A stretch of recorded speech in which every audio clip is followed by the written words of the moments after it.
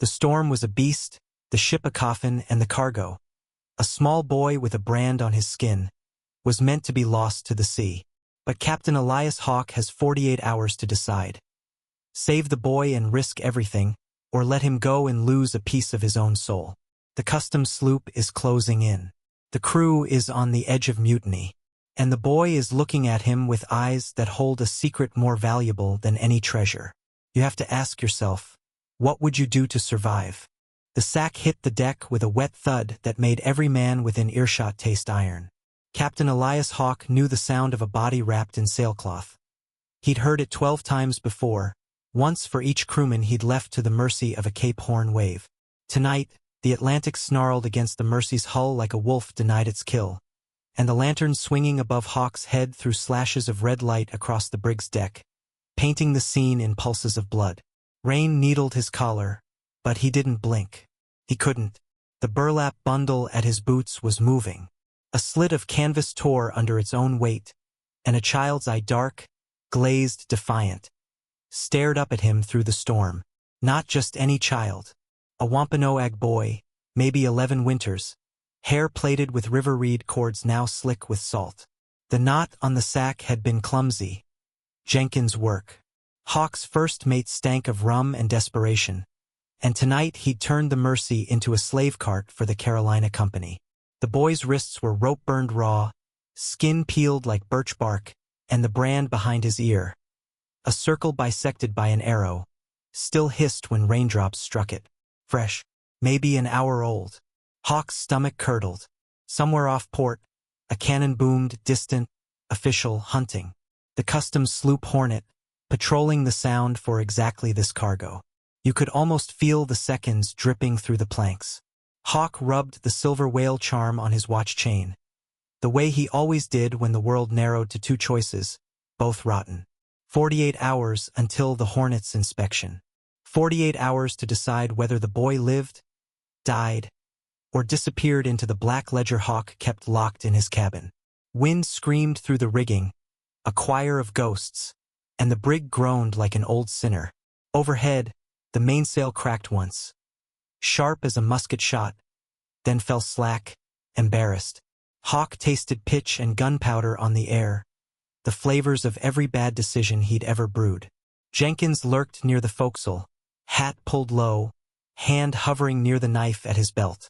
The crew, 12 men who'd signed on for whale oil and adventure, watched from shadows, eyes glittering like coins tossed into deep water. They were waiting to see what kind of captain they had. The kind who throws cargo overboard to save his neck, or the kind who hangs for it. The boy coughed once, a small, cracked sound, and pushed himself to his knees. Rain streamed down his face, but he didn't wipe it away. Instead, he lifted his chin and met Hawke's gaze with the kind of steadiness that made the captain feel suddenly naked. In that stare was a map, rivers, forests, hidden trails through marsh that no white chart had ever inked. Knowledge worth more than gold to a man who made his living knowing where the next storm would hit before God himself. Hawke's pulse hammered against the inside of his skull. He could almost hear the Hornet's hull slicing closer, almost see the lieutenant's boot on the ladder, almost taste the hemp noose that had haunted his dreams since the day he'd first smuggled molasses past a British blockade. Lightning stitched the sky, and for a heartbeat the entire deck turned white. In that flash Hawke saw 2 futures. One where the boy became ballast, sinking into black water with secrets that would never surface. Another where the Mercy became a different kind of vessel, one that carried hope instead of rum. The vision vanished as thunder slammed overhead, but the afterimage burned behind his eyes like a brand hotter than the one on the boy's skin. Jenkins stepped forward, mouth opening to speak, but Hawke raised a single gloved hand. The gesture carried the weight of 12 years of command, of storms navigated by instinct, of men left floating in icy darkness. Jenkins froze. The crew held its breath. Even the wind seemed to pause, waiting. Hawke knelt, rain drumming on his oilskin coat, and untied the rope around the boy's ankles with fingers that trembled only once. The knot surrendered like a confession. He offered his hand, calloused, scarred, steady. The boy hesitated, then took it. Skin met skin, salt met salt, And in that grip Hawk felt the first true anchor he'd held since the night he'd buried his wife in a sailor's cemetery on Nantucket sand. A second cannon echoed, closer now, impatient. You could almost count the seconds between flash and report. Hawk rose, pulling the boy up with him, and turned toward the crew. His voice cut through the storm, low but carrying. "Get him below. Burn every bill of lading that smells of Carolina. And somebody wake the carpenter. Tell him we've got a false bulkhead to build before sunrise." He didn't wait for answers. He strode to the wheel, boots slapping water, and spun the spokes until the Mercy bit into the wind like a wolf tasting blood. Behind him, the boy disappeared down the companionway, swallowed by lamplight and the smell of tar. Overhead, the mainsail filled with a crack that sounded like a promise or a curse. The Hornet's lantern winked on the horizon, a single, judging eye. Hawk smiled without humor, whale charm cold against his palm. 48 hours. 2 days to outrun a navy, outsmart a ledger, outlive his own legend. He glanced once at the hatch where the boy had vanished, then at the crew now moving with the frantic precision of men who just realized their captain might be insane, or finally sane. Somewhere in the dark, Jenkins watched, hands still on his knife, calculating. And beneath the captain's feet, the Atlantic kept counting down, wave after wave, second after second, until the next cannon flash would decide whether mercy was a virtue or a death sentence. The storm wasn't the only thing hunting them now. And you watching through the screen, you've got exactly 48 seconds to decide. If you were standing on that deck, rain in your eyes, navy on the horizon, would you hide the boy or hand him over? Drop hide or turn in the comments before the next wave hits. Because once that navy arrives, the story sails without you. 36 hours earlier, the maple sugar camp smelled like spring violets. Takawa had been boiling sap into sweet gold when the chain snapped around his neck. The Carolina Company's catcher, Marshal Wade Garrett, rode out of the dawn like a scarecrow stitched from greed and gospel. One swing of a rifle but split the boy's lip, warm iron mixing with maple steam. In the blur of fists and saddle leather, he heard his little sister scream his name once before a burlap hood swallowed the world. Now, sealed inside a herring barrel in the Mercy's dim hold, Takawa tasted that same iron every time he inhaled. The barrel had been nailed shut by Jenkins' trembling hands, but a knothole granted a coin of light. Through it he watched the captain's boots pace like pendulums counting down to something final. 48 hours, the sailor had muttered while driving nails. If the Hornet boards and finds you, we all dance from a yardarm. The brig creaked a lullaby of dying wood. Bilge water sloshed ankle-deep, carrying the ghost stench of rum, fish, and human cargo that had made this crossing before him. Takawa pressed his tongue to the knothole, desperate for salt air. Instead he drew in the sting of tar and the sweet rot of spruce timbers. Somewhere above, storm thunder drummed against the hull. Boom, pause, boom, matching the pulse in his broken lip. 16 heartbeats between flashes. He counted them the way his grandfather taught him to measure distance of lightning. Only now the storm was inside his ribs. A hatch scraped open. Yellow lamplight poured down the companionway like hot syrup, carrying voices. Custom sloop spotted off Gay Head, Jenkins hissed. 6-hour sail with this wind. Hawk answered low. Then we've 6 hours to turn cargo into ballast or angels. Boots descended. Each step splashed bilge against the barrel staves, a wet fist knocking on Takawa's coffin. The lid creaked. A blade slid under the hoop. Sudden air hit him so cold it burned. Hawk's face hovered, lantern lit, eyes the color of storm tide. For a heartbeat the captain studied the boy as if reading a map to his own ending. Then he pressed a finger to his lips, a promise or a warning, and lowered a corked flask of water. Drink slow, Hawk whispered. Spill none. We'll need the strength before dawn. Takawa drank. The water carried the taste of the captain's last rum, sharp, sweet, dangerous. Above them the storm bell clanged 3 times. Ship language for all hands on deck. Hawk resealed the barrel but not before slipping something through the knothole. A folded whalebone blade no longer than a finger. Tool or weapon, same difference on the frontier of the sea. Time became syrup inside the barrel. He carved a tally into the soft pine. One groove every dozen heartbeats, until the wood wept sap like maple all over again. At 20 marks he heard musket shot cracks, not thunder. The brig heeled. Barrels rolled, slamming his prison against the hull. Splinters bit his shoulder. Screams filtered down. Sailor voices twisted by wind into something unhuman. Then silence, thick as wool. Even the storm held its breath. Takawa pressed his eye to the knothole and saw only black. Not dark black, the kind that has weight. He felt the whalebone blade, pictured the nails, and began to carve. One careful slit along the grain. Sap bled onto his fingers, sticky as the sugar he'd never finish boiling. The stave loosened with a sigh. Footsteps again. Lighter, quicker. Not Hawk. A silhouette knelt at the barrel, lantern raised. Face hidden under a sou'wester hat too large. Small hand, child-sized, reached to pry the lid. Takawa's heart hammered so hard he thought the knothole would crack. The lid lifted a finger's width. A girl's whisper, no older than his sister, slipped through. Storm's dying. Soldiers coming. Captain says crawl to the light when the bell strikes 4. Can you swim? Before he could answer, a crash with splintering, men shouting. The lantern toppled. Flame-kissing bilge. Oil slick caught fire, racing. Across the water like a red snake. Silhouette vanished. Heavy boots pounded. Garrett's voice, velvet with menace. Check every barrel. The company pays by the scalp. Takawa shoved the loosened stave. It popped free with a wet gasp. Smoke poured in, sweet and deadly. He had seconds. Stay and burn, or surface into the blade light of the man who chained him. The whalebone blade trembled in his palm. Tool, weapon, promise. Above, the ship's bell began to toll 1, 2, each clang a hammer forging futures. 3. Flames licked his ankles. For Dot he burst upward through burning water. Eyes stinging, lungs screaming. Straight into the arms of whatever waited. Firelight revealed not Garrett but Hawk. Coat singed, face streaked with soot. Hand extended like a dare.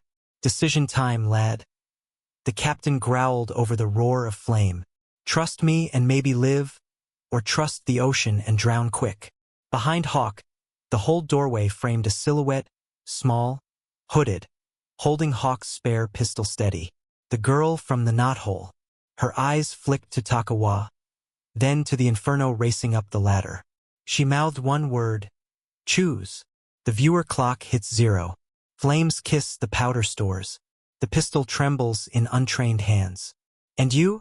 Yes, you have exactly 3 heartbeats to decide. Grab the captain's scarred palm and gamble on a future you can't see. Or dive back into the black water and end the story here. Comment trust or dive before the powder decides for us. Because the next frame lights the fuse that can't be unburned. The lighthouse bell tolled 6 times. Each clang a hammer driving nails into the night. 6 hours until high tide. 6 hours until the Hornet's guns could pound the reef to splinters.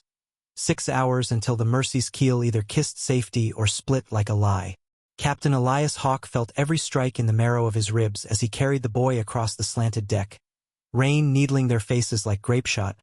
Below them the Atlantic performed amputation. One wave snapped the foremast clean, timber screaming as it cartwheeled into the dark. Steam hissed where flaming pitch met icy water. The ocean itself seemed to inhale, deciding which taste it preferred, fire or blood. Overhead, clouds pressed so low Hawk could taste copper on the wind. As if heaven's own pulse had burst, Takawa clung to the captain's neck, legs dripping maple sweet sap and seawater mixed. His small hand clutched the whalebone blade Hawk had given him. Now a talisman, now a promise, now maybe a key. Behind them Jenkins' body lay face down in a coil of burning hemp, the first mate's final betrayal extinguished by a musket ball from the girl on the ladder. Hester's deaf ward, pistol still trembling in her grip. She couldn't hear the bell, but she felt its vibration through the brig's iron bones, and knew time was shortening like a noose. Hold tight, Hawk growled, voice ragged. We're going below to rise above. He meant the sea cave tunnel, An old smuggler's artery carved beneath the abandoned lighthouse a musket shot across the reef. Legend said only the keeper's bloodline knew the entrance. But legend hadn't met a boy who could read tide rips the way priests read omens. Takawa pointed toward the port rail where each seventh wave lifted the Mercy a fraction higher, enough to leap if the gods felt charitable. Hawk's lips peeled back in something too feral to be a smile. "Count with me," he ordered silently, and the boy's lips moved. 1 to on 7 they vaulted. Deck vanished under their boots. Air became a cold slap. They hit the ocean shoulder first, the shock driving sparks through Hawk's vision. For a heartbeat the world inverted. Flames above, stars below. Then salt hauled them back to present pain. The current grabbed their legs, dragging them toward the reef's fanged maw where breakers exploded white. Hawk kicked hard, one arm clamped around the boy, the other clawing toward the dark spine of rock that guarded the lighthouse cave. Behind them the Mercy groaned like a dying whale. Her hull kissed the reef once, twice, then split with a cough of splinters. Flaming cargo, casks of rum, bales of cotton, secrets, spilled into the night, painting the waves in molten gold. Each explosion lit the scene in freeze frame. A sailor's open mouth mid-scream, a rat swimming for nowhere, the girl on deck silhouetted against hellfire as she flung the pistol after them. A useless farewell, they slammed into barnacled rock. Blood tasted brighter than salt. Takawa gasped, pointed to a slit in the cliff barely wider than a man's chest. Hawk shoved the boy through first, then wedged his own shoulders sideways, feeling skin peel as the tide sucked at his boots. Inside, the roar muted to a hollow drum. Water sloshed waist-deep, rising fast. High tide's appetite already chewing the tunnel. The lighthouse loomed overhead, a stone finger accusing the sky. Its Fresnel lens had been dark for years, but Hawk had promised Hester he'd relight it tonight, not as beacon but as blinding weapon. He fumbled for the tinderbox tied inside his shirt, fingers numb. Takawa snatched it, struck flint against blade. Once, twice. Sparks leapt like startled sprites. A scrap of oil-soaked rag caught. Flame blossomed, revealing walls carved with keeper's marks. Whale ships, storm dates, infant footprints. The past watching them crawl toward future. They staggered into the cellar, a cavernous womb of granite and timber posts. Barrels of whale oil stood in rows like sleeping soldiers. Hawk's plan detonated in his mind. Smash. The heads, flood the floor, let the tide carry burning oil through the cave mouth. A floating inferno to greet the Hornet when it rounded the reef. But the fuse needed length, and length needed time they didn't own. Takawa yanked him toward a rusty windlass used to haul boats. Rope thick as Hawk's wrist dangled into a shaft that dropped straight to the surge below. The boy mimed looping the rope around a keg, lowering it like wick. Simple, deadly, beautiful. Hawk's laugh came out a croak. 16 years at sea and he needed a child to teach him how to burn the ocean. They worked in fevered silence. Cut, knot, splash. Each barrel gulped oil until the floor shimmered rainbow. Hawk's shoulder bled through his shirt, painting the rope crimson. Takawa's small hands flew, tying sailor knots Hawk hadn't known the boy watched. Above, the lighthouse bell struck 3 times. 3 hours until high tide, 3 hours until Union guns could line up for slaughter. Each clang echoed down the shaft like a judge's gavel. Final barrel ready. Hawk jammed a length of pitch-soaked hemp into its bunghole. He glanced at the boy, eyes reflecting flame, cheeks streaked soot and determination, and felt something shift inside his chest, a rusted lock finally giving. He touched the whale charm, then pressed it into Takawa's palm. Token for token, debt for debt. The boy closed dirty fingers around silver, understanding more than words could ferry. They climbed the spiral stairs, knees shaking, leaving a trail of bloody footprints that looked like constellation maps. At the lamp room, Hawk struck fresh flame, touched it to the hemp wick. Fire hissed, greedy. He shoved the barrel onto the windlass cradle. Below, waves licked the cave mouth, rising inch by inch, counting in reverse. The lighthouse bell tolled once more, single, mournful. 1 hour. Hawk met the boy's eyes over the flickering wick. No speeches, Only the shared knowledge that when this barrel kissed water, the reef would become a furnace, the Hornet would become a memory, and two fugitives would either buy freedom or become candles for the cause of mercy. He lit the fuse. Sparks spider-webbed across oil-soaked hemp, hissing toward doom. For a heartbeat, the only sound was fire eating rope. Then, crack! Musket shot from the stairs. Garrett's last loyal deputy burst through, uniform singed, eyes wild.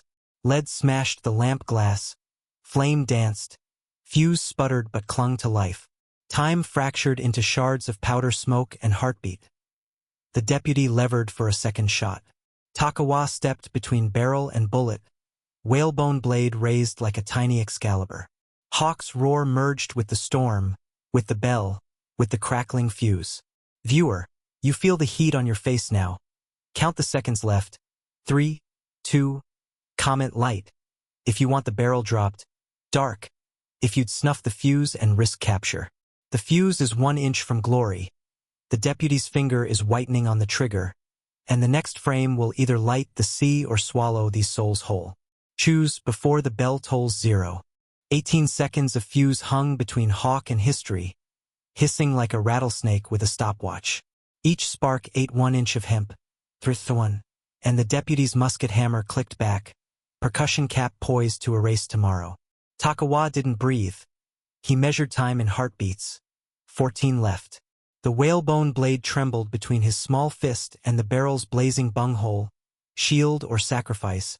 Same difference. Down, boy! Hawk barked, voice raw as rusted cable. He lunged, shoulder screaming where the Hornet splinter had kissed bone earlier that night. Musket roared. Flash white, sulfur bitter. Ball tore through lantern glass instead of flesh. Kerosene showered the floor in liquid sun. Flames blossomed across oil-slick planks like orange veins. Heat slapped every face at once. Deputy, captain, child, 3 mirrors reflecting the same terror. The fuse sputtered but clung to life, now 2 inches from the barrel's black mouth. Hawk's boot skidded. He crashed knee first into deputy's gut, both men sliding toward the inferno. Musket clattered over the edge, down the spiral stairs, disappearing into smoke that smelled of pine sap and gunpowder and honey. Yes, honey, because burning whale oil releases a sickly sweetness that coats the tongue and fools you into thinking death might taste gentle. 12 heartbeats. Takawa dropped the blade, seized the windlass crank. Rope groaned. Barrel tipped. Burning hemp kissed air as it plunged down the shaft toward the cave mouth. For 1 stretched second the world held its breath. Lighthouse tower above, rising tide below, fire and water racing to meet halfway. Impact. A muffled whump echoed up the stone throat, then a roar as 1,000-year-old granite burped flame. The reef lit like a dragon's grin. Waves instantly lacquered in blue fire that crawled outward, hungry. Hawk hauled the boy backward from the ledge, both coughing soot, eyes streaming. Through the shattered window they saw the ocean itself catch light. An impossible flowering of gold on black, beautiful and obscene. We did it! Hawk whispered, voice cracking. The words tasted of rum and regret. Below, the Hornet's approaching silhouette suddenly hesitated, sails flapping confused as gulls. No captain enjoys sailing into a wall of fire. It makes heroes rethink mortality and villains rethink math. But war is a hydra. Cut 1 head, 2 more bite. From the naval deck came the shrill of a bosun's pipe, then the grinding thunder of a port lid opening. Orange glow revealed iron jaws. 6 12-pounders lowering to kiss the reef. The Hornet's answer to fire was lead. Broadside the lighthouse, erase the problem, sail home heroes. Comment now, would you stand tall in the flamelight or dive for the cellar? Type fire if you'd face the cannons, water if you'd run. You have 10 seconds before the first gun speaks. 9. 8 Hawk grabbed Takawa's wrist. Cellar, he snapped. Stone keeps secrets better than skin. They plunged down the spiral, boots skimming blood-warm steps. Behind them the deputy, hair singed, uniform smoldering, screamed curses that merged with the cannonade already beginning. First boom shook dust from the ceiling. Second boom cracked the Fresnel lens, scattering glass daggers. 7. 6. They burst into the oil-drenched cellar. Flames from the shaft cast jittery shadows that made barrels look like headless sentries. Hawk's mind raced faster than powder smoke. One spark here and the cave becomes a cannon itself, blowing the reef and them into legend. He needed the fuse dead, the fire choked, the boy safe, the ship fooled. Impossible Trinity plus 1.5.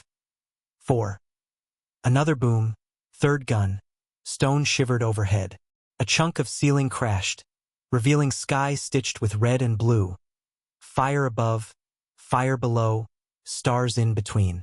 Through the new window Hawk saw the Hornet drifting closer, emboldened by its own thunder. Sailors cheered each flash, unaware the reef now burned their hull beneath. Takawa yanked his sleeve, pointed. The windlass rope still smoldered where barrel had scraped. A second barrel, untouched, sat ready like a sleeping bomb. The boy's eyes asked a question no language needed. Light another or kill the flame? 3, 2. Hawk dropped to his knees, cupped seawater that leaked through cracks, slapped it along the rope. Hiss, steam, sizzle. Again, again. His palms blistered. Salt bit raw skin. The fire coughed, retreated, but embers glowed stubborn beneath wet hemp like evil eyes refusing to blink. Point 1. Fourth cannon roared. The round struck the lighthouse base. Stone screamed, tower lurched, barrels toppled. Whale oil gushed across floor, licking toward remaining sparks. Hawk threw himself belly down, smothering embers with his own torso. Heat seared through coat, through shirt, through flesh, pain so pure it felt like prayer. Takawa leapt atop him, adding child weight to man courage, both of them a human blanket over dragon breath. Silence. Abrupt, eerie. The spark died. Oil lapped harmless against their cheeks. Cool now, only stinking of fish and fortune lost. Above, the cannons paused, loaders ramming fresh shot. 30 seconds to breathe before the world ends again. Hawk rolled onto his back, chest heaving. Smoke haloed the boy's head. Tears carved white trails down soot-black skin. Somewhere in the hush Takawa whispered a single Wampanoag word. Nuta. Thank you or maybe home. Hawk answered the only way his blistered throat allowed. He touched the whale charm still clutched in the boy's fist, then pressed it against his own heart. No more running. No more trading lives for ledger ink. Thunder, different thunder, rumbled outside. Not cannon. Storm returning, or perhaps the universe reloading. Through the cracked ceiling they watched the Hornet's silhouette tilt slightly. The reef fire had eaten her hull beneath waterline. Sailors scrambled, panic replacing pride. The broadside faltered, guns silent while crew fought a hungrier enemy. Ocean claiming its own. False victory washed over the cellar like cold baptism. They had snuffed the fuse, saved the cave, maybe saved themselves. Then the fifth gun spoke. Aimless, desperate, rounds smashed what remained of the lens. 1,000 glass raindrops fell, each catching flame light, each a tiny star plummeting toward two souls who dared believe mercy had a price they could afford. 1 shard sliced Hawk's cheek. Hot, then cold, then warm with blood. He didn't flinch. Instead he rose, lifted the boy, and stepped toward the sea cave tunnel now glowing eerily with the reflected fire of a ship dying above. Behind them the cellar groaned. Above them the tower leaned like an old man losing faith. Viewer, the fuse is dead but the story isn't. Comment, beacon, if you'd climb the stairs and relight the lens to signal surrender. Dark, if you'd slip away into the cave and let the Hornet burn. The next second decides whether Hawk becomes hero or ghost. And the bell hasn't finished tolling yet. 17 years later the harbor wore a new flag, Union blue, and the same storm cloud of greed. It was April 1863, blockade year, when iron met iron and conscience met cannon. From the deck of the converted sidewheeler USS Mercy, Captain Elias Hawk watched the Confederate raider glide through morning fog like a shark wearing smoke. Her name, CSS Raven. Her mission, burn the Union wharf and slip out with a cargo of contraband gold. Her navigator, a Wampanoag lieutenant who could read fog the way preachers read psalms. Takawa, now 28, braid streaked with gunpowder gray, eyes still holding the weight of barrels and burning water. Cross-current montage. On the opposite bridge, Takawa raised his brass telescope, same lens Hawk had gifted him the night they fled the lighthouse inferno. He saw the old captain, hair silver, whale charm glinting against blue wool, and felt the years collapse into a single heartbeat. Both men carried the same scar, a burn shaped like a fused line, one on Hawk's collarbone, one on Takawa's palm. Mirror marks, debt unpaid. The harbor held its breath. Union cannon poked from sand-colored parapets. Confederate portholes yawned black, hungry. Between them, whale oil warehouses waited like giant candles begging for flame. Viewers, count the white puffs on screen, comment Union. If you back the stars and stripes, Rebel. If you'd risk the Ravens' escape. You have 15 seconds before the first broadside speaks. Boom 1. Raven fired first, 32-pound ball skipping across wavetops, striking Mercy's starboard rail. Splinters flew like startled gulls. Hawk tasted pine blood and salt, same cocktail that had baptized him 17 years earlier.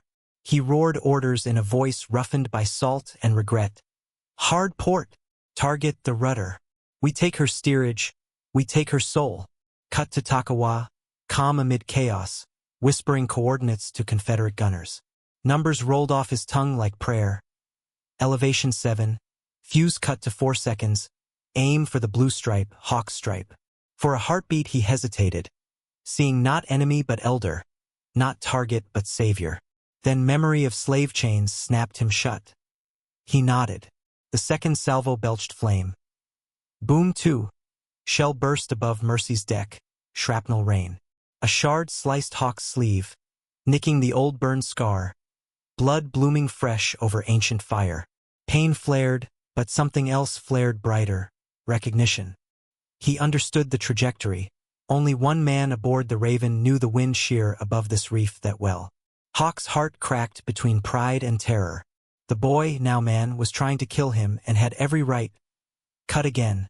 Whaleboat flotilla, 9 narrow hulls painted Wampanoag red, slipped from fog behind the Raven. Union sailors gaped. Confederates cursed. These were Takawa's secret squad, descendants of the maple sugar camp, oars moving in silent unison.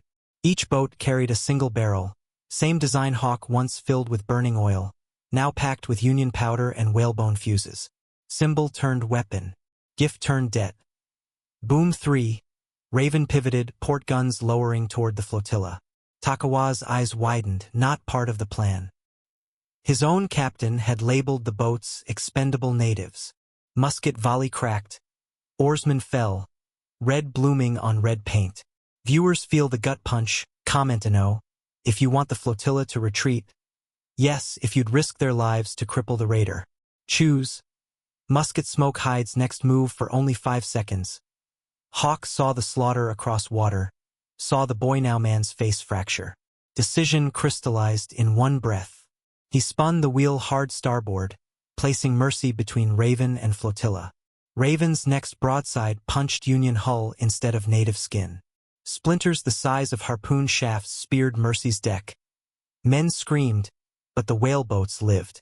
Debt repaid in Nishang, protector becoming shield. Takawa felt the broadside's impact like a fist to his own ribs. He met Hawk's eyes across foam and fire. No words, only the shared knowledge that history had inverted. The captain who once hit a boy now stood in front of bullets meant for him. The whale charm at Takawa's throat, silver rubbed thin, caught sunlight and threw it back like a signal. Time collapsed into a single choice. He spun to his gun crew. Voice cracking. Elevate 9. Aim for the waterline beneath rudder only. Disable. Don't destroy. Confederate brows furrowed, but discipline obeyed. Boom 4. Shot struck true. Raven's steering chains snapped. Rudder flapped useless. The raider lurched, momentum carrying her toward the reef. Hawk and Takawa knew better than their own heartbeats. The same reef that had once burned with oil and mercy. Cut to Hawk. Grin fierce through blood, ordering final maneuver. Mercy's prow angled to ram, but speed held just short, pinning Raven against coral spine. Whaleboats swarmed, fuses sparking. Hawk lifted a speaking trumpet. Surrender the gold. We spare your crew. Confederate captain spat defiance, pistol raised, then paused. seeing 9 burning fuses dancing toward his hull like comets at close-up. Takawa climbed the ratlins, stood spread eagle on Raven's mainsail yardarm, whale charm flashing. He locked eyes with Hawk one last time, raised the silver token, pressed it to his lips, then flung it across the gap. Arc of silver caught sun, caught memory, caught promise. Hawk snatched it mid-air, fist closing around shared past and future. Both men felt the circle snap shut. Cargo once hidden now returned. Debt once owed now cancelled in flame and salt. Final boom. Whaleboats rammed. Barrels burst. Oil met spark. Reef lit again. This time in Union victory colors. Raven's colors came down like falling ravens. Cheers rippled across Union decks. Confederates dropped weapons, hands high. Hawk and Takawa met on the burning deck, smoke wreathing them like baptismal incense. No handshake, only the charm pressed between their palms, warm with shared pulse. Voice over. Hawk whisper. We choose the cargo we carry, guilt, greed, or grace. Today we carried each other. Camera pulls back. 2 silhouettes against gold-blue flame, harbor safe, flag still flying. Viewer, comment anchor. If you drop anchor beside them, sail. If you chase the next horizon. The smoke clears, the charm glints, and the next story waits on the tide.